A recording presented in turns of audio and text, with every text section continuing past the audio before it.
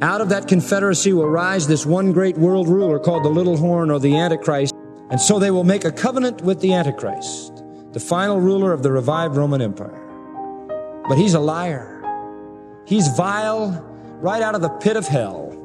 And so it says in verse 27, in the middle of the week. In the middle of the week, he will cause the sacrifice and the oblation to cease. Now listen to me. Before a sacrifice and an oblation can cease, what do you have to have? A sacrifice and an oblation.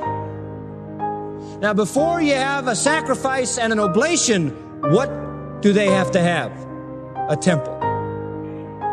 I believe that one of the things the Antichrist is going to do is assist them in the restoration of the temple. That may be the thing that makes them sign the treaty with him. I mean, that may be it.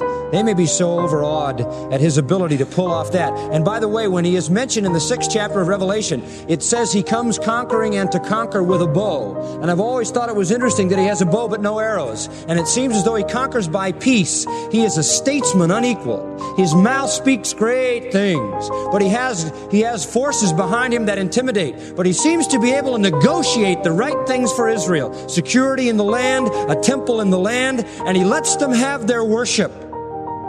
But in the middle of that period of 7 years, which is known as the Great Tribulation,